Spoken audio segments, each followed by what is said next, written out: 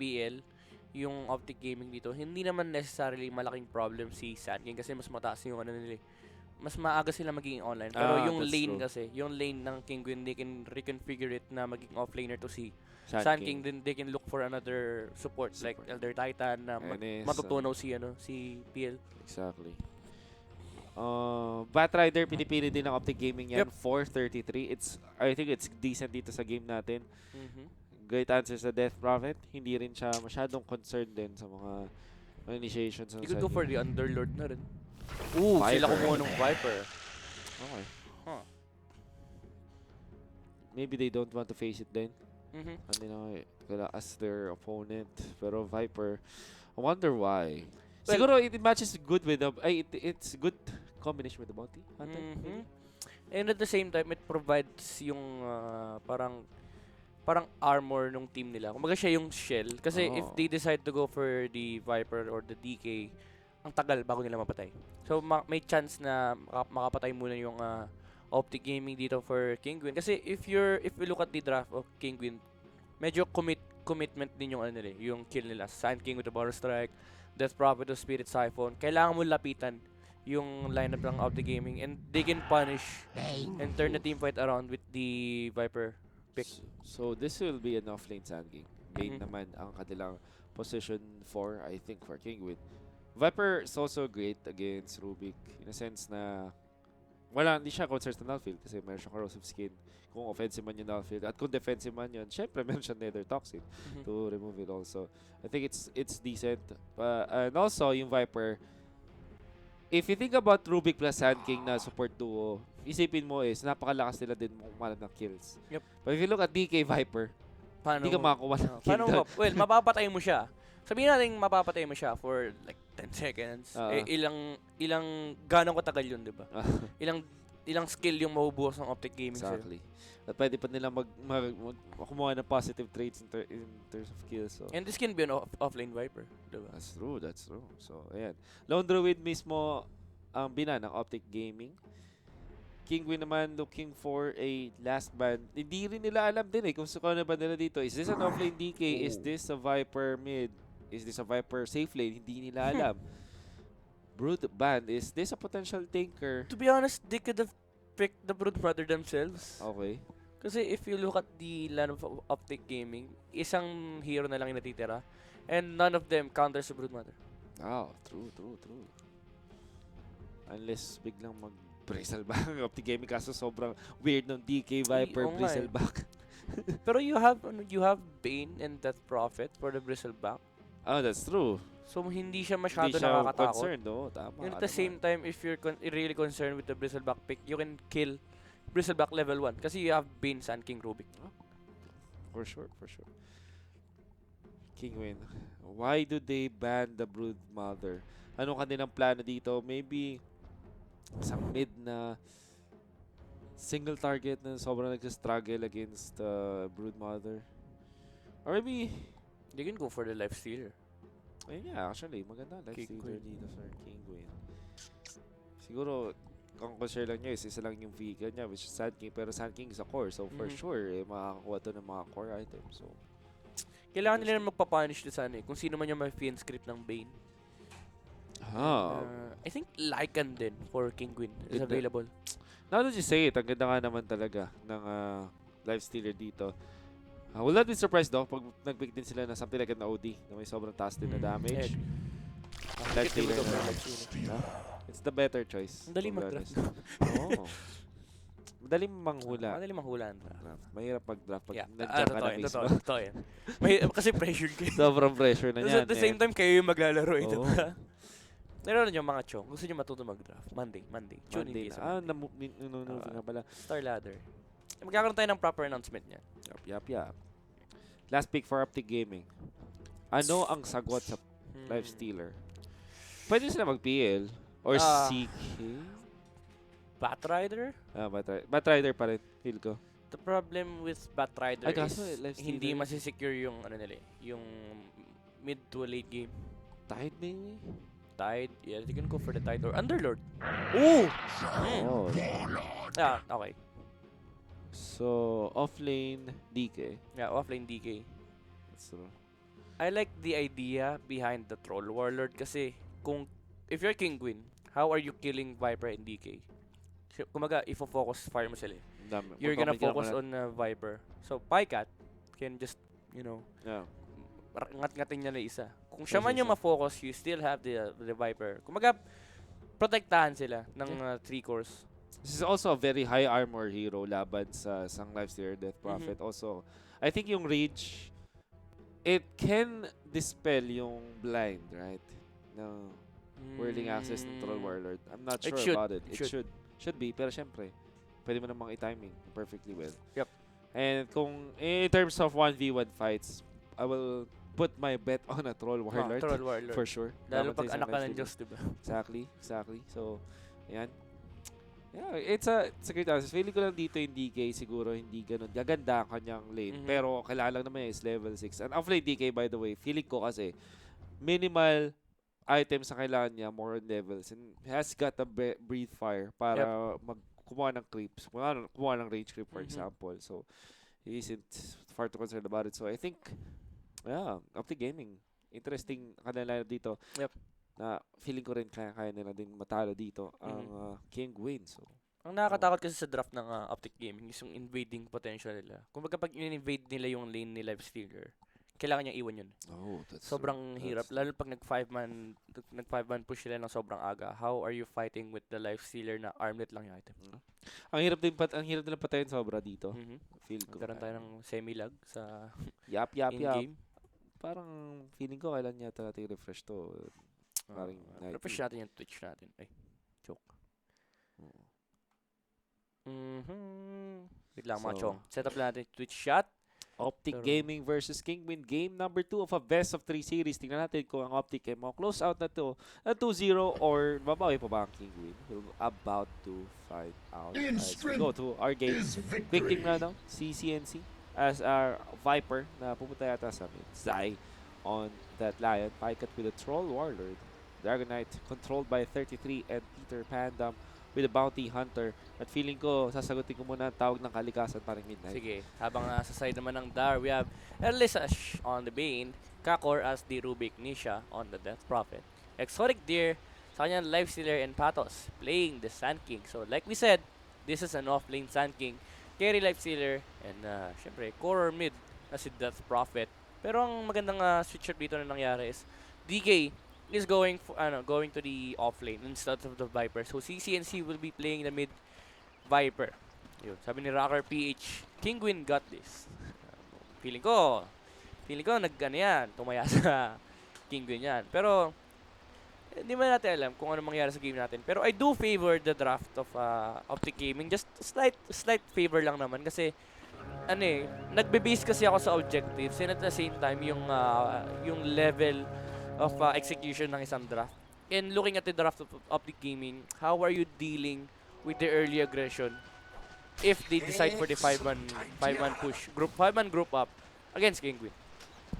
Unless paring Wolf, tapos na ang kanyang tawag ng kalikasan, and paring Wolf, Bounty Hunter dito, si PPD, doing the shanks. Doing the shanks, man. At mukhang hindi pa siya masasagot dito. Alam mo, feeling ko talagang kailangan ko i-PM si Shanks. Tapos magbibigay ako ng mga clips ng klaseng ganito. Tapos yung caption, tingnan mo yung inimbento mo. You invented this. Tinanong ko sa kanya actually kung ikaw ba talaga nang in-edit to, boss Shanks. Sabi niya, hindi naman daw. Nakita naman niya to before. At matagal naman daw na ginagawa to. Pero ang difference kasi ginawa niyang 2 at 3. Well, actually, nakausap ko rin siya, yung coach ng QP ko. Sabi niya naman, ito talaga yung way nila para ma-disrupt yung carry lane, yung safe lane ng kabilang side. And at the same time, sabihin natin nakita nila sa isang pub match, pero sila kasi nag-develop. Yun na. Kumbaga, na-refine nila, minasya nila. And at the same time, alam nila kung paano tatakbo yung lane. Yeah. Also, hindi nila basta-basta ginagawa. I think they only do it kapag meron silang sustainable off-lane. Like for example, Team Verso. Yep. Na kayang pumatay ng... Alam mo yun, pag meron siyang creep wave, kaya niya patayin yung enemy carry. Tsaka pag hindi sila kaya i-dive. Kasi pwede sila i-dive eh. Naku, mahirap yun. Uy, nagkaroon tayo this is a disconnect. Feeling ko nag-time out tayo. Feeling ko LAN cable eh. Balik tayo. Balik sa game natin. Balik. Yata tayo na. Sige. Ayun, no? Grabe naman. Kaya lang, babalik tayo sa Kaso game wala natin. tayo ng ilaw. Don't worry guys, magkaroon na tayo ng additional na ilaw next na pag-broadcast natin. Ngayon lang kasi, may set up lang natin dito. Ayun o, kita nyo yung mga transparent na yung mga gumagalaw-galaw na yan dahil yan sa pagkakulang natin ng ilaw. So, easy lang kayo. Nandito na pala tayo sa ating laban. Diba, bilis? Sorry kung hindi namin kina-shoutout bigla kasi kanina pala, nag-stack up pala yung tweet chat namin. Kala namin wala nang viewers. Shoutout pala kayo sa mga kaibigan ko na si Josiah at si ZXCJF10. Kapashoutout daw dyan. Mga coffee lords yan. Ooh. Ay, friend ko yata si ano eh. Sino? JXC. Si ZXCJF10. Oh, Dota lords yan. Oo, parang friend ko yata siya sa... Sino yan? Si Franco. Ha? Siya ba yung nanalo nung ano? Tama ba? Hindi Siya ba sila si nanalo. Divide 2? Siya ba si Divide 2? Hindi. Sino yun? Si Vincent yun. Si Vincent. Siya yung Shoutout nanalo sa may inyo. pera o ba yung? Oo, sorry kung di ko kayo kilala mga chong. Alam mo naman. Makakalimutin ng kuya nyo. Oo. Tsaka, syempre, alam mo naman. Trabaho muna. Kasi ni siya dito, medyo kawawa ang buhay niya dahil Viper. Alam naman natin is si Viper. Well, actually, one of the best lane dominators sa game natin. Kahit pa nai-enfeeble siya rito, wala siyang pakialam. Damage overtime yung habol niya. Sa pressure, syempre, hindi niya makukuha yung aggro creeps just by using his Q on his opponents. Top lane, Peter Pandam, try to contest exotic here, but that's a life stealer. Hindi ganun kadali ikot. And at the same time, kahit ilang haras yung iba mo sa kanya, right-clickin niya na si DK at para na siyang para na siya nagtango. Inside. Oh, I got. Grabe naman, swerteng bash. Pero syempre, mamapatay pa rin sila yun. Masyado pang low level yung bash. Hindi pa ganyan matagal ang duration ng kanyang bash. Interesting for Kinguin. They're hedging their bets dito ng 1v1 matchup ni DK versus Lifestealer. Tapos susuportahan nila si Patos sa bottom lane as their off-lane Sand King. Ang feeling ko kasi may effect dito is for sure magkaka-items and level si DK. He can even win the lane against the Lifestealer if he is the better player, diba? So parang ang sabi din ng Kinguin, yes, makakuha tayo ng magandang farm sa Lifestealer, pero magkakaroon din ng magandang farm yung DK nila. They're hedging their bets dito sa Sand King to actually disrupt itong Troll Warlord, which is not happening right now. And medyo masama yun for Kinguin, I believe. It's understandable naman kasi ito yung winning lane for Kinguin eh. Kasi if you think about it, Sand King yung winning condition nila on the later part of the game. Pero magkakaroon tayo ng engagement dito. Zai getting low. Pero the Earth Spike will connect on two heroes. Pero the bonus strike will connect on Zai. Tinamaan pa rin siya ng Caustic Finale and will trigger. Pero nag-pop na ang si Sand King dito. Nauna siya before Zai fall. Which is unfortunate for Patos. Really wants the levels din. So him not having the HP para makakuha ng XP noong time na yun, hindi maganda para sa Kinguin. Ganda rin kasi ng pass ni PP doon. Medyo nagulat ang Kinguin dito. Pero 1v1 nga ang nangyayari sa top lane. And this should favor the DK more. Kahit pa sabihin natin strength hero si DK. Eh, siya kasi yung kumaga parang mas mataas yung farming potential compared to Lifestealer. For sure. Also, mas maganda yung objective taking niya. Uy, grabe naman yun. grabe naman yun. Hindi Sobrang ko advance yung mga... Feeling ko kasi, alam mo yung sobrang advance yung parehas. Nagkaka-mind gamean kayo. Tapos ang itsura niya, hindi kayo press dalawa na kalasit. Alam mo, sobrang prominent niya sa 6K and above. Yung parehas kayo gustong i-deny yung range creep, tapos walang makakakuha ng last hit. Nakakabaliw yun eh. Parang, ay, wala nakakuha. Uy, pero ito, nilikuran na nila. Siyempre, merong initiations dito onto the Lion. Tapos na yung mga stuns nila dito. So, may Hex na follow. Good choice din. Sand King ang kanyang next dito. And there's a turnaround. Earth Spike. Patos. Mukhang mapapatabad na rin dito. Tina-right ni PPD. PPD will get that kill. And PPD getting all these early kills para sa kanilang team. Actually, si Paikat pa rin nakalas. Binigyan siya ng levels. Kailangan naman niya rin dito sa lagay levels. Uy! Kakor. Nako po, na-stun pa siya dito. Hindi ko may mabibigyan eh. Pero, nako po. May Troll Warlord na normal dito sa gilid and he will fall. Zai, lumaban na lang siya dito, pinakubit niya, pero may Hex pala siya. Alam niya, grabe! Is that a miss? Or Yep. Yung sa blind ng man. whirling access. Don't tell me. Makakuha pa sila dito. Oy, another bash. Wala na. Unay na anak ng Diyos. Pero muntik na yun Muntikan pa si Zai pushing the limits. Alam niya na yung miss. And si Bane hindi ganun kadali patumbahin. Yan lang. Oo. Sipin nyo, tatlo na yung makakapasa kanya. Nabuhay pa rin siya. Brains up and the stats up. Punta na top lane. Patay. Fall. Also, DK ultimate committed. Very timely din na pagpunta ng Rubik, I would say. To be honest, di ko alam ginagawa niya ron. Kasi if DK decides to commit for a tower push, ang daming pwede mag-rotate. Bane, Sand King, Rubik. Kung ba nagbabank ka, na kaya mong tangkayin yung damage sa Lifestealer, pero you're not considering the TP rotations of Kinguin. Yes, sabihin natin may TP ka, pero kayang-kaya kahabulin ng ano eh. Lalo pag naunahan ka ng TP rotations ng mga support. That's true. Isang slow lang, kayang-kaya kahabulin ng mga support ng Kinguin. And what's supposed to be was a 1 lane already for the game. Medyo natalo pa siya dito sa Worth. Pero good na sign for Optic Gaming is level 6 na nga naman ang Dragonite. Di man sila makakuha ng kahit anong push or any damage sa mga towers with the first Elder Dragon form. At least they will get something out of it. Ito may initiation onto CC and C and ang hirap niya patayin pero papatay pa rin siya. PPD, sure ka pa dito. Daw po inaabot siya pero fortunately makataas siya. Ginamit niya yung clips para pangharang dito. And that's a kill on the Viper and Viper is actually struggling this time. Yung tinatanong ko kanina na how do you deal with the lineup of Optic Gaming sa early aggression? Oh, nice initiation dito pero nasaktan si PPD. Pero set reward doon. Uy, Zai. There's also a speed. Yung range creep. Nasasaktan din si Zai. Well, the answer of Kinguin para ma-deal nila yung lineup ng Optic Gaming is you don't allow them to do what they want. Kasi if Viper and DK gets the space, they can group up after 10 minutes. Ginagawa ng Kinguin dito, sige, alam natin na power spike yung 10 minutes, babawin natin yung Viper. And nakukuha na nila yung lane. Hikat though is having the time to step into my bottom lane. After getting like 2 kills sa lane na yun, tapos nakakuha siya ng mga rami CS, then he is now the leader in terms of the net worth. I wonder if magbabattle Fury si Lifestealer dito. Radiance build siya. Oh, mga Radiance dito. Radiance mo build pero mamaya natin sa Pepper dito na si Paikat. Ginagawa nila si Exotic there. Napash pa talaga. Pest will not save him. Ang ganda rin nung timing ng Gakatula dito kasi walang creeps ang Optic Gaming.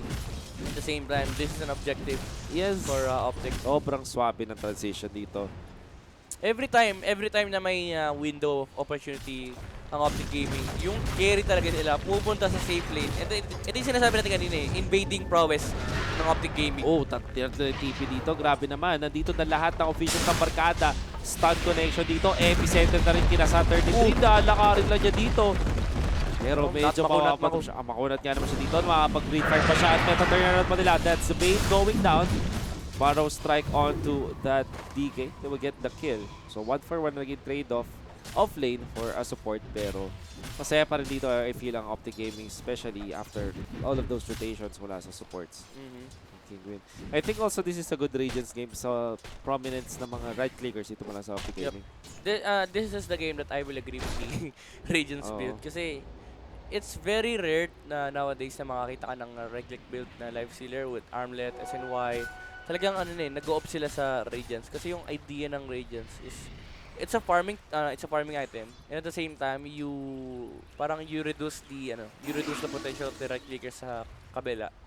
Yeah. Pero the reason why I don't like the Radiance build kasi kumaga ang tagal mo siyang i-farm and at the same time hindi ganun kalaki yung impact niya.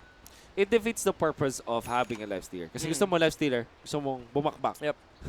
Pero yung fact na kinakailangan pang mga Radiance, alam mo na hindi siya ganda. I mean, this specific game, Radiance is really very good. No? Kasi Viper, Troll Warlord, alam mo na makakite ka. So as much as possible, diba, umasa ka na lang sa mga miss.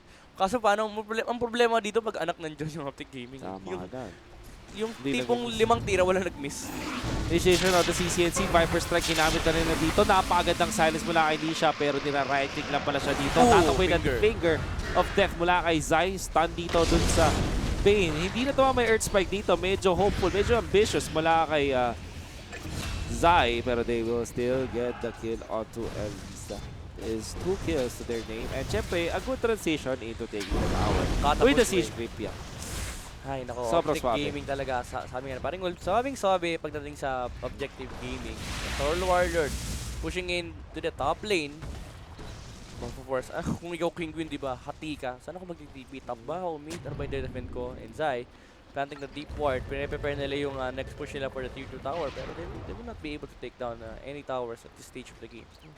I think yung lack of drums or Helm of Dominator, medyo nag-slow down din yung pag-ranking dito ng gaming. Pero ito na naman, initiation, next, merong stun. Pag ito nabash pa sa dulo, hindi ko na Sabihin alam, ko sana pero pag buti ito na lang. nabuhay 10 piso eh. Oo. Kaso, alam mo yun, Wala eh. Hindi Ganun talaga. pinagbigyan eh.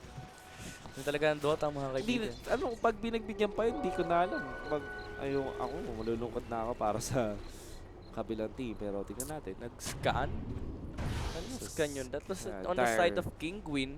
Nakita nila yung Bounty Hunter pero surprisingly wala silang dalang detection mga kaibigan. Professional players. This will give Pycat a tower sa top. Kala bottom lane. Push naman ng Kinguin. They did commit an exorcism for this one. Pero medyo mabagal din ang kanilang pag-take. TPD. Kung gusto niya makakuha dito. Pag ito na-deny. Hindi ko na alam. Pag ito na-deny, Arcana. Wala. Hindi pwede. Sundan pa rin ni PPD dito. I think kung ako sundan niya, sundan na lang niya yung creeps para meron siyang EXP. Well, may XP naman siya dito. Well, true. That's true. Hampasin mo, Kuya. Hampasin mo. Sige, alam mo di mo titiis. Natiis niya. Natiis niya. Ano ba? Champion? TI5 champion. TI5. Never underestimate. Well, Battle Fury. Troll Warlord. I agree. Kasi if you think about it, wala naman silang problema with scaling. So might as well outscale the lineup of Kinguin. Yep. Kasi Out-farmer you're not looking for... Grabe. Dalawang Brusco na lumilipad. Diba if you're Optic Gaming, you're not looking to team fight for the next 10 minutes. So might as well, diba, i-buoy mo na make the most out of it. I agree with it. It also applies a lot of pressure sa Kinguin. And for sure, hindi kaya niyang i-match yung Radiant's timing dahil 2K ahead dito ating Troll Warlord over the Life Stealer na gustong kumuha dito ng kanyang minions. Kasi pag nakita mo dito na Stout Shield Threads pa lang ang item ng isang Life Stealer, wala nang ibang gagawin niya kundi mag-Radiance. Right? Kasi normally you would go for even a casual Blightstone, an Armlet for sure. Yep. And you know na talaga magre-Radiance sa dito ang Kinguin. Actually, And surprisingly na wala siyang Bloodstone. kahit isa lang, di ba? That's also a early mistake, I believe. Kasi parang ang laking tulong nun para sa exorcism. Ang laking tulong nun sa pag-push. Yep. It's like, I don't know. Basta, ang laki na effect nun. Siguro nating mga 10% more damage. Something like that. And if you think about it, kung nare-realize ng Kinguin yung ginagawa ng Optic Gaming dito, which is supposed to be objectives lang, wala mo ng team fight. Kasi they're trying to make space to let the Troll Warlord farm. If you're Kinguin, you should have been building team fight items, early game items like drums, Armlet, SNY. Kumbaga, Life Stealer is missing a huge opportunity here to punish the passiveness of Optic Gaming. So, mula sa Kinguin naman, Troll Warlord using his Battle Trance sa top. Just for the DK. Ayaw niya din magpakita dito. He wants to pose a threat laban sa Kinguin. Courier na yung smoke! For sure, May dalang detection. May dalang detection mga kaibigan. And they know, dumaan sila sa... I mean, alam nila na doon yung bounty. Ay, yung courier. Well, di rin naman alam ni... You can't blame PPD. That was a smoke. Yep.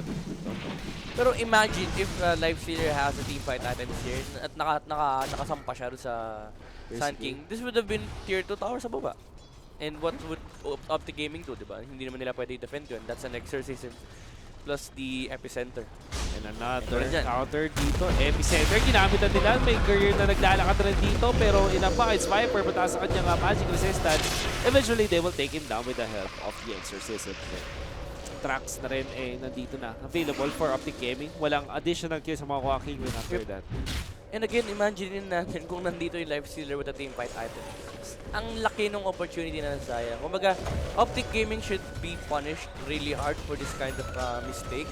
Pero they're not able to punish and Troll Warlord is getting space. Pinupush pa nga niya yung taas and walang magagawa Kinguin dito.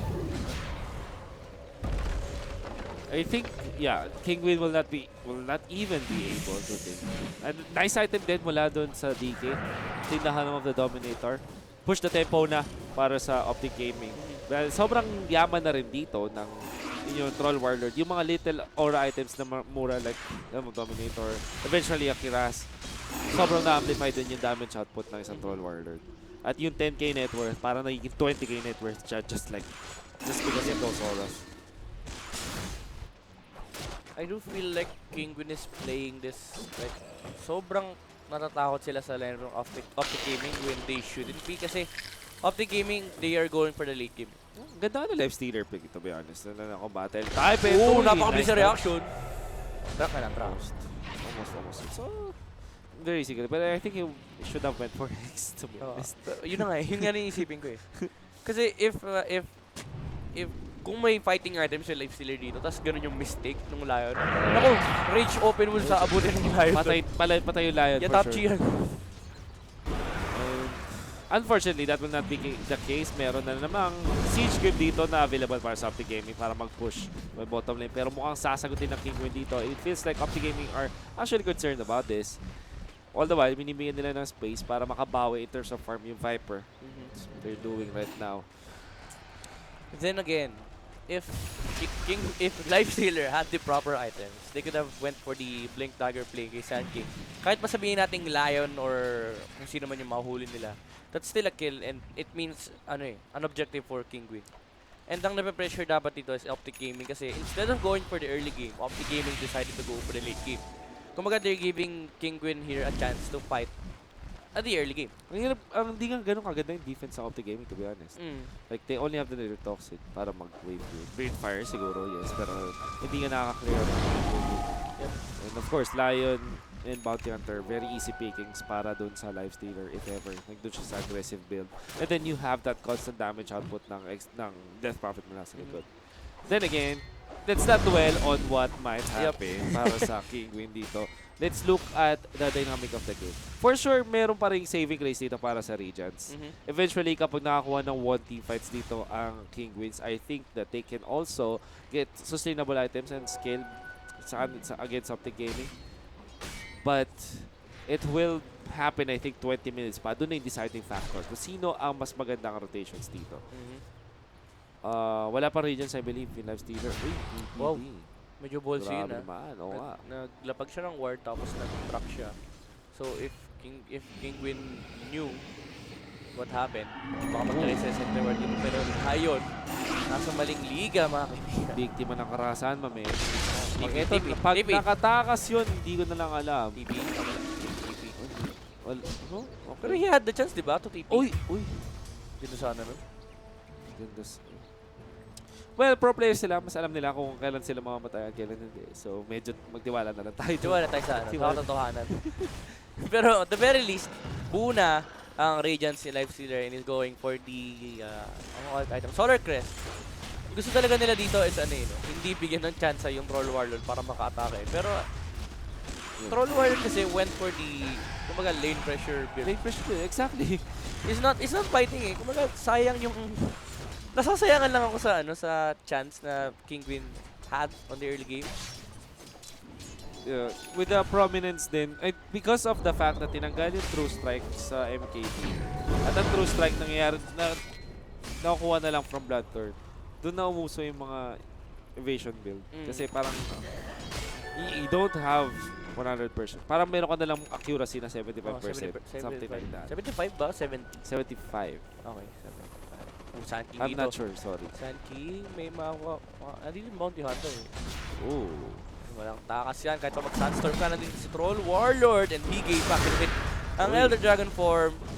No chance of survival. Patos will fall down. PPD. Look that near. Taro sa track gold. Track kill. Track kill. So mataas-taas na gold ang gold influx ang nilang makukuha.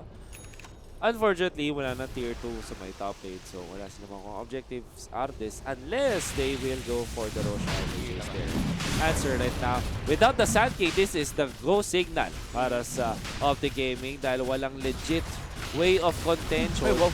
Penetrate of 0 eh. Pero how do you contest? No way. This is no Sand King, no way. And especially Radiance build yung Lifestealer, you don't want to be engaging on a team fight na alam mong mabuburst down ka. Kahit pa sabihin natin naka-Radiance ka, you're not survivable enough and you can't rely on the Radiance miss. And dahil meron ng mga BKBs dito upon Optic Gaming. Ito na yung critical mass Yep. ng Optic Gaming laban sa Kinguin. Tingnan mo naman yung lead ni Pycat kay Lifestealer. It's 5,000 gold. Something. 4-5. Some tier 3 at ano yung may tawag dun eh. Naalala ko dati sa Dota 1. Tama ba? Tier 1, tier 2, tier 3 ang tawag dun sa mga levels of items. Or level 1, level 2, level 3. Something like that. Kasi alam ko di ba level 1 item yung mga Vlads. Ay, level 2 yung Vlads eh. Level 1 yung mga... Tier siya. Tier 3 item yung mga... Divine. Ang alam ko, tier 1 ng Divine eh. Baliktad data. Baliktad. Okay. Pababa, parang less siya. Oh. Drug spot. So nila dito. Ang ating... pero wait lang. Nagkaroon ng ships na ibatang gilid din. Mukhang magkaroon ng counter dito. Will actually get the kill on Epicenter. Nice epicenter usage dito. Onto the troll warrior. Pero may BKB shot for the turnaround. The exorcism was popped at 33. Will be taken down. Sabi dito ng Optic Gaming, isa lang naman ang win condition dito ng Kinguin. Pag meron silang ultimates up, huwag tayo lumaban. So sabi nyo dito, sige, bigyan na natin yung TK kill. Pero next fight for sure sila makalaban. TP will be cancelled dito kay Zai. Uy, ang sakit. At the same time, kahit pa sabihin natin ipanala ng Optic Gaming yung team fight na yun, medyo wala silang business dun sa area na yun. Kumbaga, yes, tier 2 tower makukuha nila, pero it doesn't open up the mid lane. Kasi if they win the team fight, for sure may mabubuhay na isang hero for the side of Kinguin, and that hero can defend. Ang gusto ko dun sa play na ginawa nila is, ito nga, yun nga, next fight, what are you gonna do, Kinguin? Wala na kayong exorcism, tapos meron kami mga BKBs. And we have the Elder Dragon form. So Optic Gaming, actually, I think that they only gave away a few goals sa Kinguin, pero walang nawala sa kanila. In fact, they are at an advantage this time. Kahor, aabot ba? Pero may sentry ward dito, pero is not gonna walk right into it. And slow pa siya rito. That will be a track kill for the gaming. Ay, naku, di umiwas mo, men. Umiwas, men. Little microplays, mga kaibigan. Pero still. Pero, wala eh. Talaga ko it happened. Meron naman daw kasi Viper. Easy ka lang daw, Kuya Midnight. Diba ako, ikaw nung pinapaiwas eh. Oo nga eh. Pero sabi naman kasi ni Pai, wala na, kill na yan eh. Pag nabuhay, 10. Nabuhay 10. Tama ka naman. Siyempre, Paikat, hindi nyo pwede kontrahin. At 16k net worth ko, 24 minutes. Top 15 ako. Sasabihin nyo dyan. Pero ito, since meron na naman silang magandang opening dito, and the fact that Exorcism is not yet up the gaming will push. Epicenter as well, it's not yet up. Exactly. At meron pa silang Aegis, I believe. They didn't need to risk the Aegis kanina. Oh, casual walking dito. Naku po, na-stun pa siya dito. Walang follow-up nga lang dahil si Zai is medyo late sa kanyang pagkadating. Pero it doesn't matter. Makapag-push pa na sila. Pero that's rage. Exactly. Na hindi ganun kabilis ang cooldown. Nanakaw yung access. Whirling axe na may slow epicenter dito onto the middle.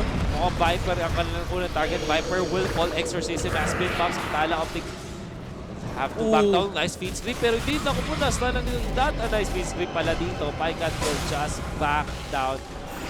DK sacrificing himself. And Zai will be alive. As well as the other members of the gaming. Medyo messy yung team fight. Pycat opting not to fight the Lifestealer. Naka-PKB siya, hindi siya lumamang sa Lifestealer. Kasi he could have easily melted the Lifestealer down, especially with the DK still alive. Pero he decided to just back off.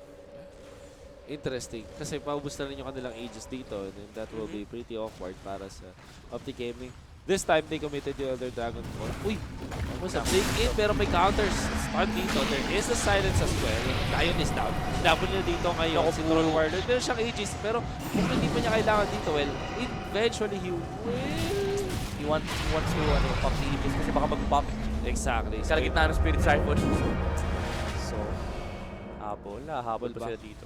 They don't have catch potential dito. And awkward misplace dito mula sa Optic Gaming. Well, at least now they can go for the tier 2. No EXO, no Epi. This time naman, wala silang Aegis. Not sure if they will even try to contest. Exotic tier slowly climbing up the ladder pero malayo-layo pa yung kanyang kailangan habulin dito dahil sobrang lupit ng farming patterns dito ni Troll Warrior. Yep. And the problem na piniface ni Exotic tier dito is if mag-MKB sa Troll Warlord next item, Ooh, paano na? I wouldn't be surprised kung bigla siya mag-Bloodborne, to be honest. Mhm. Kasi yung true strike din mula sa Bloodborne, also devastating the crits. He wouldn't mind sa isang Troll Ooh, Warlord. actually, Blink Dagger. Ay, buo na Hindi, MKB buo na actually. MKB. Sorry. Wala eh. Ako po, alam mo. Masyado mabilis mag-move. Alam mo, kung ako yung live stealer dito. Wala na. Quick notes. Nanginginig na tumbong ko. Well, he does have the SNY, pero the question is, will he be able to hit the Troll Warlord? Yes, meron kang Fiend's Grip.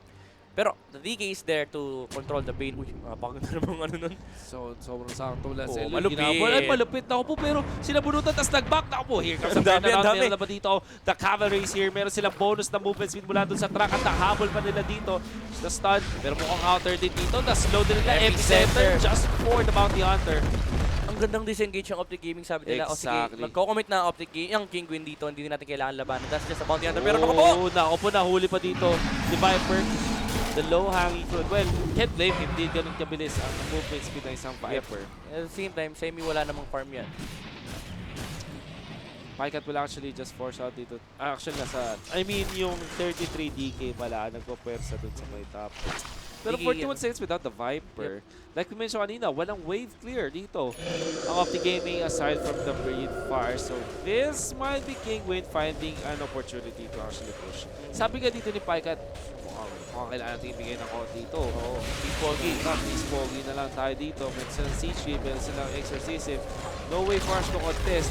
And they will completely give this one out. What a find mula sa Kinguin. Rax will be taken down by Kinguin. Surprisingly, sila yung nauna. Just like that. Wala Peter silang mga Padam, itatry niya dito kumuha ng mga exit frags for his team. Nisha. Maganda Priority ganda. target. Si Nisha. Pero feel ko, aabangan niya lang mag-TV na si Del Prophet. Exactly. Tapos Shuriken Toss. Tingnan natin. Track. Track na dito para masamo bonus MS. Pag nakapag-TV to, 10. Ay, ito, cooldown pa yung TP. Naku po, walang pero chance. Pero bilis siya maglakad, men. Oo nga, yun lang. Hampasin mo para may slow. Hampasin mo. Ako po, Hampasin mo! Hala ko, Dota to. Fun run pala ginagawa ng mga tropa bis natin dito. Yan, abulin mo, abulin mo. Abulin mo, girl. Oh, sige, wala. Live sila lang yan. May troll warrior tayo dito. Ay, nagbaibag yung bait. Ako po, na-stun pa dito. But they will get the kill on Alam the dead namin! prophet the push! My God! Alam ko, Diyos! Ay, nag-audition sila. Okay.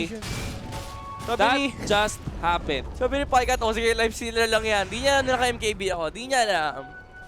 And the Exotic Deer playing like a raid boss. That just happened. Yun lang mga kaibigan. Alam mo kung... ang lungkot. Alam mo kung ako kay Kinguin doon. Nag-rockshow na lang ako eh. Ganun kabilis naman. Di yata nag-last ng 5 seconds si live stealer doon.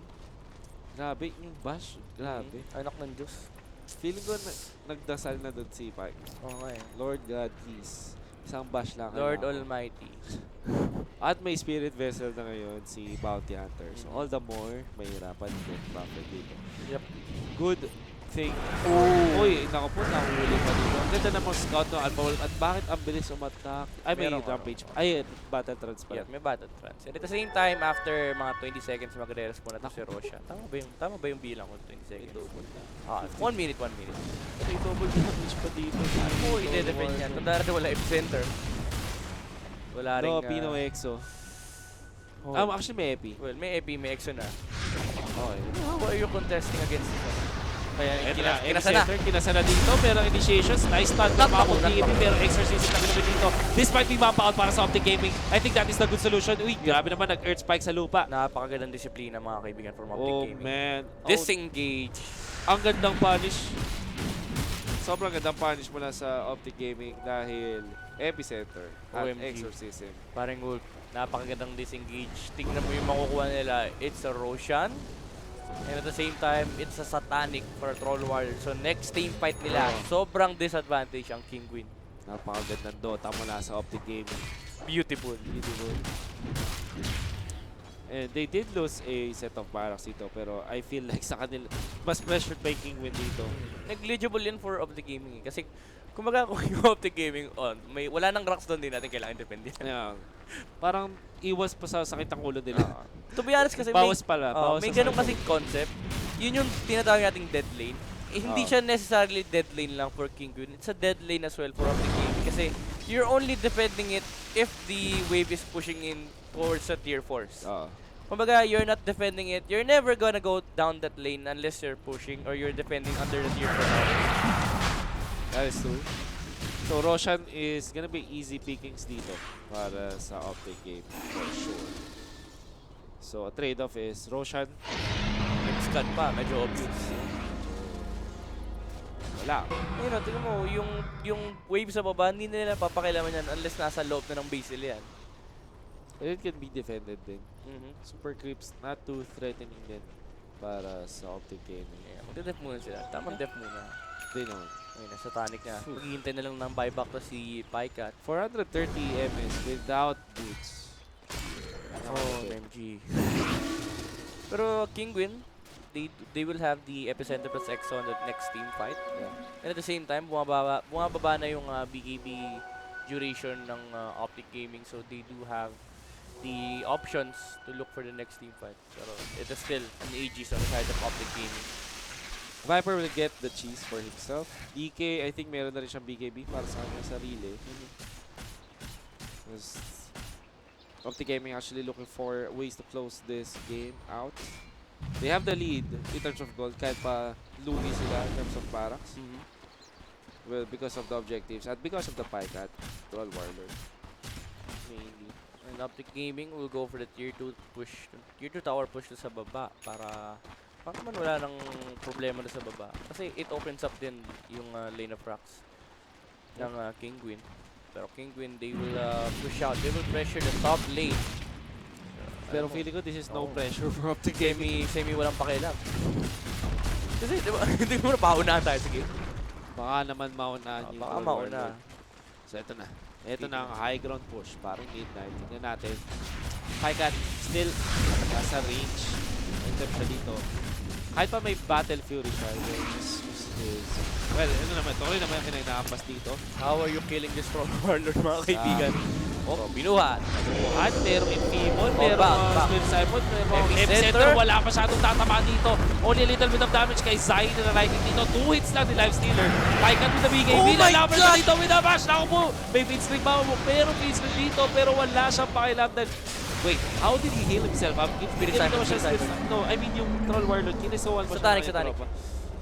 But, offensive siya. Anyways, let's go back. Ito naman, may control sila dito. After this, they will get the kill eventually. No buyback on Pycat. Nakahuli pa sila dito ng buyback. Grabe naman yung Ravage na yun. Wala kay Layo. Si Zai. Pero,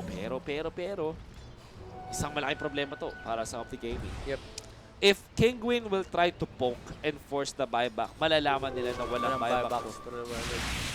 And right there, they can push. Wala silang EXO for the push, but they do have the Lifestealer. Medyo nagpapaka-raid boss na rin. I think Pycat made a mistake on focusing down the Prophet. He had the Yule Scepter plus 3 Spirit Siphon targets. Kumbaga dapat ang pinocus down niya rito is either the Sand King, the Bane, or the Lifestealer. I think so too. May mali pa yun. Kasi hindi siya, ano siya rito eh, kumbaga mas gusto niya na, sige, ranking mo ako, I have Spirit Siphon, I have Yules. Makakite yung Troll Warlord. And yun nga, walang damage siya na dish out sa Lifestealer. I'm actually surprised na yun yung decision nila kasi the fight before, nung exorcism, ang ganda na disengage nila. I think the best play is to disengage. Yeah, yep. But just wait for the fought, so fight oof. Lumilit na ang actually nasa kabila na yung lamang. Yung kay Gold advantage siya ang Kinguin dito. But still the farm of Troll Warlord is still uncontested. Although lumalapit na sila Lifestealer. Yeah. You still can't count out the possibility na ma-burst down yung Lifestealer niya with the Troll Warlord. Viper starts to fall off. Yep, definitely. Sure. And DK semi. At a certain point, mawawalan siya ng kahunatan, especially against the heroes of Kinguin. I think in terms of items, they need like Lotus Orbs, Liquid Spheres. Kinguin naman, ano yung mga items pwede kong dito ng Kinguin? They will have to have Kiras. Meron na pala. They do have the Assault Kiras. Meron na pala. I think the best option for the Death Prophet is to get Aeon Disc. Okay. Tapos, maybe Mjolnir for Exotic Deer to have the, Ano ba Halberd naman sa mga members dito? Or wala bang legit halberd carrier dito mula sa Kinguin? Uh, Or they don't need it? they don't need the halberd kasi Okay. if they decide to use halberd, kapag na-timing nila yung halberd kay Paikat, yes, maganda. Kasi yung disarm. Pero you're banking on Troll Warlord not hitting the timing of the BKB. Ooh, it comes na initiation mula doon kay Rubik. Bakit siya doon? Direct na bash pa dito. Take down the Rubik. Pero that's BKB committed already. Ayun lang. Second kill, Sand King down. Ako po, TP out na. Takbuhan na, sir. Pero may buyback dito para sa members ng Kinguin. And that was BKB and Elder Dragon Form committed. Are they happy about this trade? Yep, definitely. Kasi if you're Optic Gaming, you're looking to force the buyback on the Sand King plus Rubik, then just back off. Parang yung ginagawa nila kanina. Definitely. And I hope they do that actually. Kasi pag nag-commit sila dito, naku po, sila pa ang mapapahamak. Ano yun, semi-kalungkutan yun. And yun nga, Optic Gaming, they're looking to force the buyback. Uy, naku po. Buti nila nag-rage. Buti nila nag-rage. Top player. Kuya. Top player. Leaderboard. Ano ba meet time? Okay. Tier 3 down. Walang buyback still. Finally getting a tier 3 tower dito. No buyback was forced, unfortunately, for Optic Gaming. So, those kills that they did get, only getting a last hit doon sa tier 3 tower. Maybe a shrine, siguro. Yep. Their next priority. Grabe naman yung galit na galit. Naked Spear is also Like niya pa good. si ano no? Si Alchemist pag naka-chemical ring. Oo. Well, hindi ko lang sure kung meron no, pag may talent na yung Alchemist. Yun lang. Nawawala yung ano. Ibang ano na yun, ibang... Uy, yan na, yun Yun this. na, Nisha with the Aeon Disc. Nakinig kay parang mid. Hindi naman sa nakinig, pero predictable. Kasi if you think about how Kinguin is gonna lose team fights, it's basically that Nisha Prophet being getting bursted bursted down eh. Kasi if they decide to go for the Life Stealer, you can always protect him with the Sand King, with the Rubik, with the Bane. Kumaga, ang losing condition ng Kinguin dito is kapag namatay si Death Prophet, tapos si Life Stealer next target. That is definitely true. And just like that, 4K naman, kalaman bigla ng game. Ganun sila kayaman, mga Ganun kaibigan. sila magkabilis mag-flash pa. Pero surprisingly, Viper dito nakaka-catch up siya. If Viper decides to go for the, yun nga, mag-a-aghanim scepter siya just for the lifesteal, medyo may hirapan ng buhay ng Kinguin dito kasi yung slow, nagpe-penetrate sa BKB. Kahit pa masabihin natin mag-reach ka. And the same time, yung DPS ng Viper Strike, sobrang masakit. For sure, the stats that gives, diba? So, parang magiging poison turret na lang din si Viper eventually just to dish out the damage. Actually, Roshan, And masama yun kapag nahuli niyo yung Sand King. Yep, very true. Hindi ma-oblique at all yung Sand King. Kasi may down, one down ka agad. Parang na-doom. Ang simple parang pa siya na-doom. Ganun kakalapit. Let's see. Ano ang end game para sa teams. 39 minutes in. 4,000 network lead for Optic Gaming. 18 kills to 21 in favor of Kinguin. The next important objective para sa team is Roshan. Third And Roshan of the game with the refresher shard. yep, and I do think that Kinguin wants it more than Optic Gaming does kasi if Kinguin gets the refresher shard, that's gonna be on either the Prophet or the Sand King. Yep.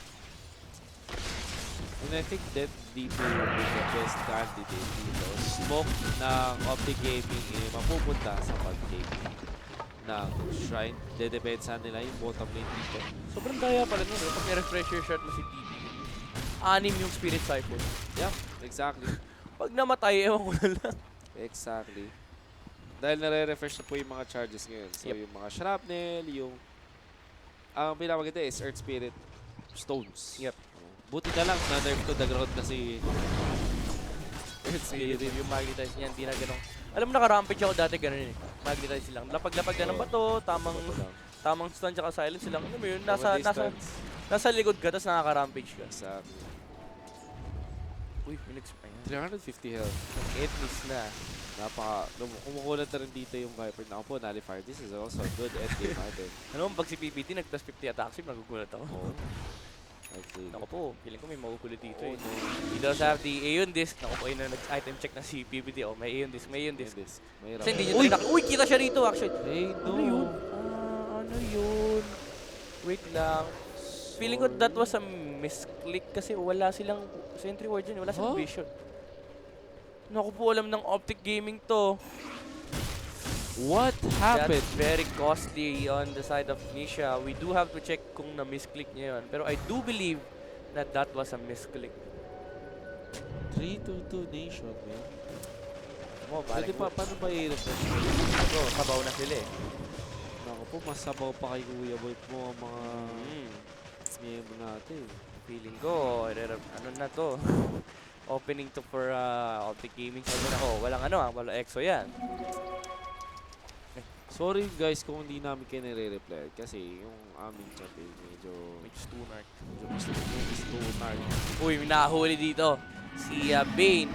It was additional silence but Kakor now put the bash and my gem. May gem pa ulit. Okay. He does have buyback in Sand King.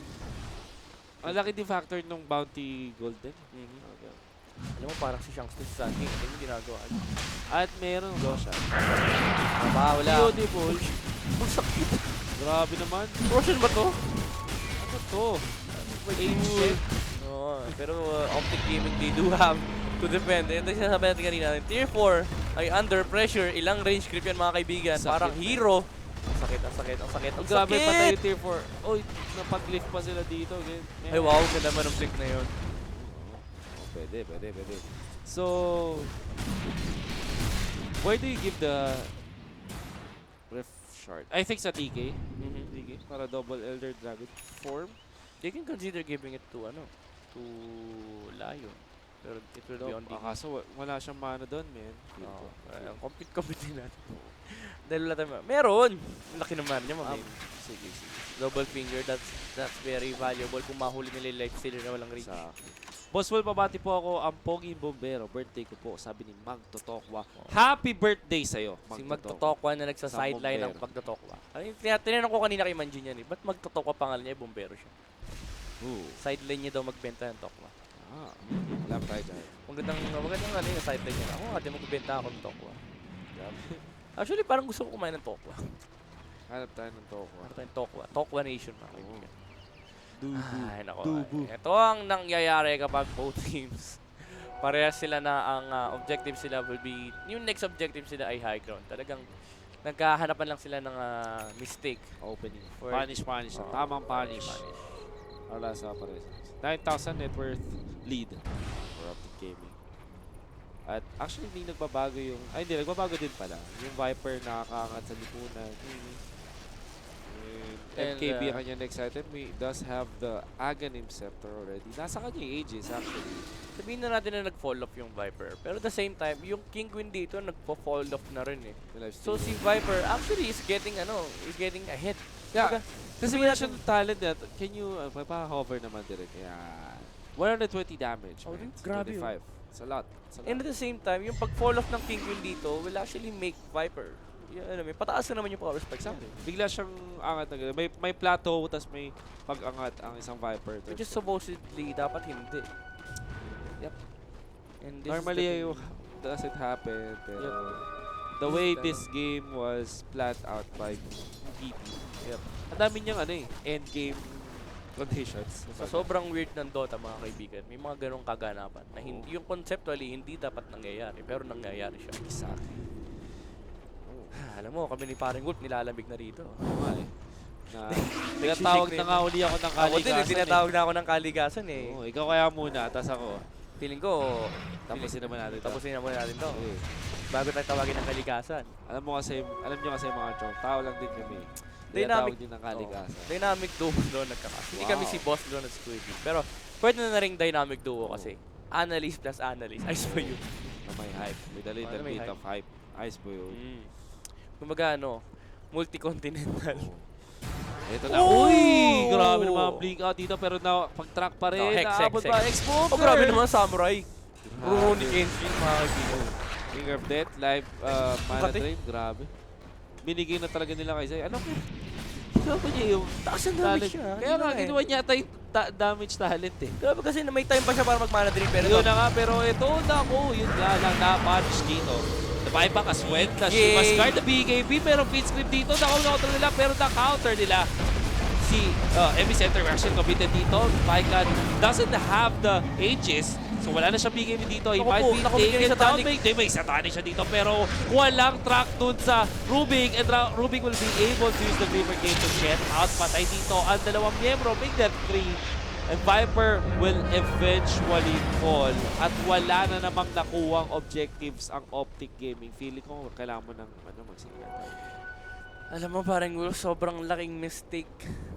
Nahuli nila yung Rubik. They know na Kinguin was missing on the map. And to be honest, wala rin silang vision doon. And if may vision yung Kinguin doon, which they do, Optic Gaming needed to back off. Kasi sobrang napaka-risky nung spot na yon for them. Dami nila, Fighting. I agree, dami nila mistakes doon. First, yun nga, they didn't even check kung may heal ward doon. I mean, if you are, nasa isang competitive match, always check for wards. Pero again, overextension for sure on their part. And that is a wasted ages. Yep. At tinarag dito exotic here. Don't have the exorcism. They don't really need it. Blink mula 30 sabay BKB. Tamang taunt lang dito mula sa kanya. Tamang amba lang. Tamang show of power. Pero tier 3 still will fall. At least ma-fend off nila yung further push mula sa Kinguin. At hindi nila kailangan mag-buyback on their troll warlord this time. Pero Kinguin, they now have the advantage compared to over Optic Gaming kasi they have the momentum. And at the same time, they have ways to deal with the line of Optic Gaming. Alam mo, Philippe, bebenta na ni Lifesteal ng StarLadder. Yeah, for the Lincoln Sphere. Yung Bane Fiendsweep, feeling ko kahit mga 1 or 2 seconds lang siya, it was enough. Kasi yung BKB, parang ang effective usage ng kanyang BKB and na-diminish siya sobra-sobra. To point where, also, have to take note na ang tinarget ni Pycan was the Rubik na walang track. Walang track na nakapag-Glimmer Cape. Glimmer Cape. And wala silang words. So, and si Zai kasi nasa kanya yung gem eh. Napatay kagad siya so wala nang chance to be able to see those invisible heroes. Feel ko kailangan na ng Optic Gaming ng Shiva's Guard. Shiva's also looking at Halberd naman sa kanila side, I believe. Yeah, Trying to build Halberd. From the DK maybe, tapos lagay niya doon kay Lifestealer. The thing I like about Do they have Kiras on their own? Wala check na. Wala silang assault Kiras. Which is supposed to be Kaya on naman the pala DK. pinupunit sila eh. Yun Kaya naman pala kayo pinupunit ng EXO. If merong assault Kiras tapos Shiva's Guard yung Optic Gaming, Screams I on don't guard, think no? na walang chance para mamatay kung sino mang heroes unless mangat-ngat nila na naka-nullifier tapos walang BKB. Naku po. Masyado na pasarap ako. Wala ring Lotus Orb ba? Walang Lotus Orb, walang... Well, they do have OMG. Linkens, pero that's just a Linkens. That's a Linkens on the Troll Warlord. Walang ganun. Walang saving mechanics. Masyadong kapensa. Yeah, I think that something like Crimson Guard, kahit Crimson Guard man lang, wala sila nun. Bigyan nyo kami ng Crimson Guard. Pero naawa ko dito kay Bing. Oh. 15 minutes na, kanyang network. Uy, nahuli. Nakauli yan dito, patay. Dito si Lion, pero mapasusunod dito. Nanalifier si Viper, so hindi siya makawas. So, dinadaan dito, the Fate Script on the BKB once again. Napa-epicenter pa dito. Pycan, hindi pa siya makapagsatanig dahil na-stun na naman siya dito. He will fall. Napabuyback na siya. Here comes the DK. Now, ginugulo dito. Nalifier was also there. Makunat-kunat. Uy, ang ganda naman nun! Grabe naman. Nakapag-leak out pa siya. Baby. Wala, di abot. Di daw abot. Pag ito, nabuhay. Mabubuhay siya. Oh my goodness. Ang ganda nun. Beautiful dose. Ang ganda nun, sobra. So, paano ba siya nakatakas doon, paring Midnight? Basically, Instantly. Refresh plus blink out. Kasi nakaharap siya doon sa direction kung saan siya mag-blink. Pero alam mo, mas malapit parang Wolf. Kung nilagay niya muna yung TP sa threads. Tapos tsaka siya nag-refresh blink out. Tapos TP out. Ice po. Oo. Pero okay na. Beautiful daw. Don't wanna risk it. It does have the refresher shard, but that is a refresher. Sabi ni Vittorio, feeling ko need na natin bumili ng kape. Need niya na talaga bumili ng kape dahil abutin tayo ng Sham dito. Sham. At Gisoras. Feeling ko talaga, direct, mukhang sagutin ko ng Call of Nature. Sige, sagutin mo na muna ang Call of Nature. At ako muna, habang nanginginig sa lamig, at nanginginig sa gutom mga kaibigan. Hindi pa rin tapos ang ating game dahil walang makaakyat ng high ground. Both teams natin takot na takot dahil pare sila pwedeng mapunit. Nakita na natin yung Optic Gaming ilang beses sila napapunit pero they still have the opportunity para mapunit din ng Kinguin dito. Kaya nagkakaroon tayo ng tamang dito muna zoning out and pakiramdaman. Troll Warlord, tandaan natin wala siyang buyback. So Kinguin has the opportunity para ma-end ang game na to. Pero yun na nga, magkakaroon muna tayo ng tamang pakiramdaman muna for Kinguin dito. Kinguin, they're looking to find a solo hero na pwede nila mapitas. The wave is pushing in doon sa baba nila. Optic Gaming, they're looking to position themselves dito sa ating Roche Pit dahil magre-respawn na siya in a bit. 1 minute na nga lang ang kanilang hinihintay for this Roshan opportunity. Pero Kinguin will look to force the issue mga kaibigan. Sun King is now looking for a potential target. Nakahuli nila dito si Viper. CCNC walang kawala. Pero Paikat, matutunawan niya yung Bane. And Kakor will actually fall as well. Zay dito napalipad. Pero the Aeon Disc will trigger the Death Prophet.